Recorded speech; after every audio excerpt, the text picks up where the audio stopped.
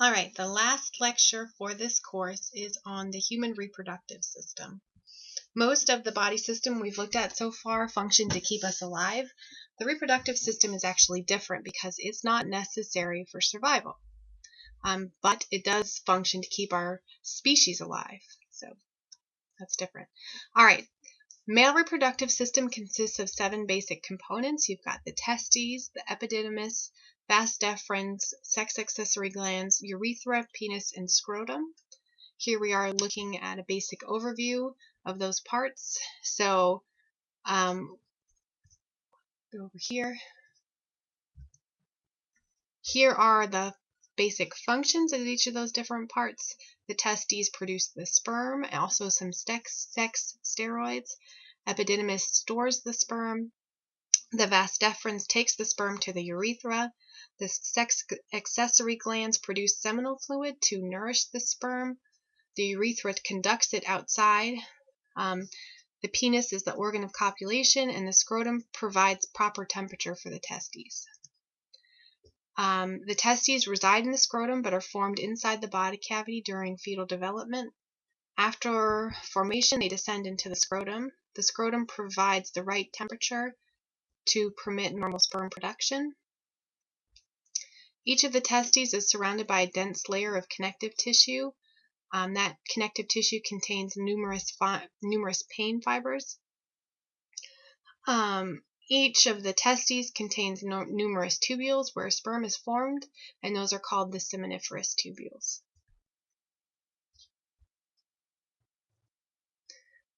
Sperm produced in the seminiferous tubules empties into a network of tubes connecting at the back of the testes. These tubes then empty into a duct where they're stored until they release during ejaculation.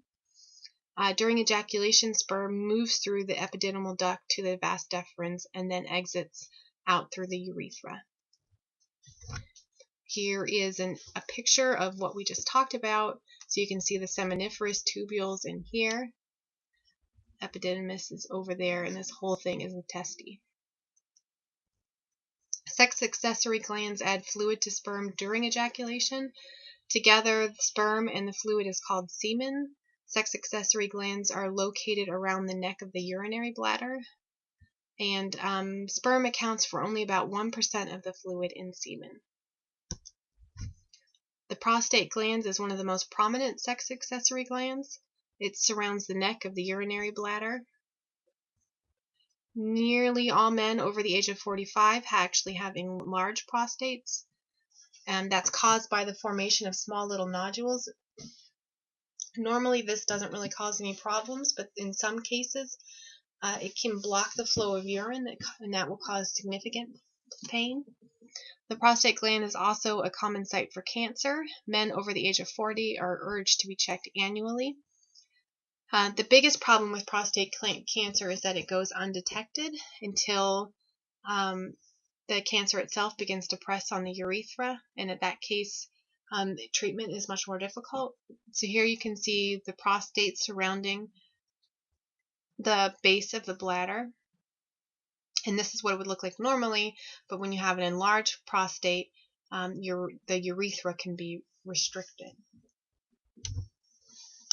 On average, men produce about 200 to 300 million sperm per day. The average ejaculate contains 240 million or more. Here we're looking at the seminiferous tubules where sperm is produced. So you can see this is a cross section through the seminiferous tubules, and you can actually see the sperm in here. I think this is a bit much. I'm not going to really go into the details of this, so you can just skip this one. Interstitial cells produce male sex steroid called testosterone. Specifically, they're produced in cells that are called Leydig cells. They're found in the spaces that are lying between the seminiferous tubules. So if we look at this picture one more time, the interstitial cells are in here. So that's where the testosterone is produced.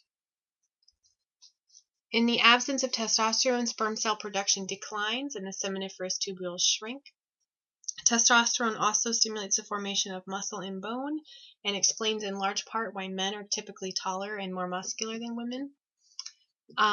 It also has a lot of other functions, so hair growth, thickening of the vocal cords, sebaceous gland secretion, which is what causes acne. Well, excuse me, let me take a step back. In teenagers, when they have a spike in testosterone, their sebaceous glands start secreting a lot of oil, and that increased oil then causes acne, which is the reason why a lot of teenage boys have problem with acne.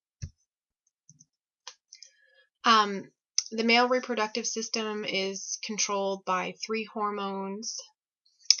You got the luteinizing hormone that controls testosterone secretion, gonadotropin releasing hormone, which stimulates the luteinizing hormone, and the follicle stimulating hormone that stimulates sperm production. Moving on to the female reproductive system, you've got the reproductive tract, which consists of the ovaries, the uterus, the oviducts, and the vagina. Ovaries produce the gametes, so that's the egg cells, and also the reproductive hormones. The uterus houses and nourishes a fetus. The oviducts, also called uterine tubes, also called fallopian tubes, move an egg from the ovaries to the uterus. Here we have a picture of the female reproductive tract. The cervix is the lowest portion on the uterus. See that here. And that's where the baby passes through at birth. This is just another view here. This is the basic functions. I actually already mentioned those in the previous slide. The ovaries produce the ova, that's the egg, and releases them during ovulation.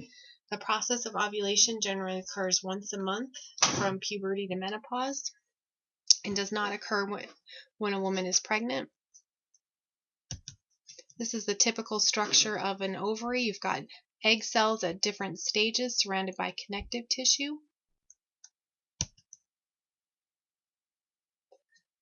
We're going to skip these next two. Just talks about how egg cells are created versus how sperm cells are created.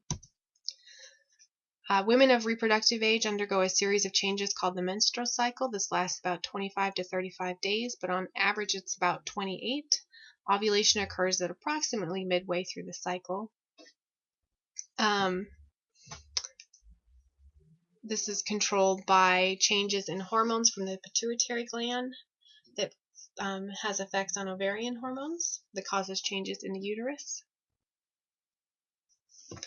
Hormones are really important in the process of female reproduction. You have pituitary hormones that stimulate the development of the follicle, also ovulation. The first half of the menstrual cycle is called the follicular phase. Follicle stimulating hormone from the pituitary stimulates follicle growth and development, where luteinizing hormone stimulates estrogen production. Through the menstrual cycle, estrogen levels will rise slowly. This is an example of a positive feedback system because you have a surge of these hormones that trigger ovulation. The second half of the menstrual cycle is called the luteal phase. This is just a rough schematic of the basic menstrual cycle. So you have various stages of follicular development, and depending upon whether there's a pregnancy or not, it depends on what happens here.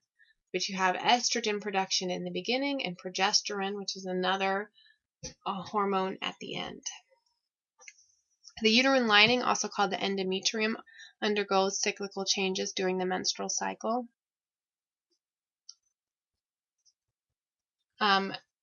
If you have fertilization, you don't lose that uterine lining. If you do have fertilization, then the body starts producing human chorionic gonadotropin, or HCG, and that will maintain for about 6 months. You'll have the HCG release, and that's what's detected on a pregnancy test. The female steroids are estrogen and progesterone. They stimulate follicle development, external growth of genitalia, also internal growth like uterus and uterine tubes. It also plays a role in rapid bone growth and fat deposition, and that is why, for the rapid bone growth, why girls tend to be taller when they're younger, because they undergo puberty earlier. Menopause is the cessation of menstruation. Estrogen levels decline slowly as a woman ages, and typically ovulation and menstruation cease between the ages of 45 and 55. As far as menopause goes, there's some characteristic behaviors such as irritation and depression, hot flashes and night sweats. Declining estrogen levels also reduce calcium level in the bones, causing osteoporosis. And this is where hormone replacement therapy comes into play. There are various different types of birth control, where no method would be the least effective and abstinence would be the most effective, but there are varying degrees. One thing to do is tubal ligation, and you can either cut and cauterize, which is use something warm to hot to seal, or cut and tie the uterine tubes, which will prevent, in theory, the egg from passing from the ovary into the uterus. A new hot area of research is male contraceptives. There's a lot of them currently being tested. Some of those include something to inject or implant that will suppress sperm reproduction or sperm production. Also some male birth control pills. Another form of male birth control is a vasectomy, where you cut the vas deferens and prevent sperm from leaving the testes. Infertility is fairly common among reproductive age couples. The inability to conceive may be due to a bunch of reasons: low sperm count, lack of ovulation, and also people tend to think that chemicals in the environment may be playing a role in this. So if you've made it this far, you've made it to the very last lecture for human biology.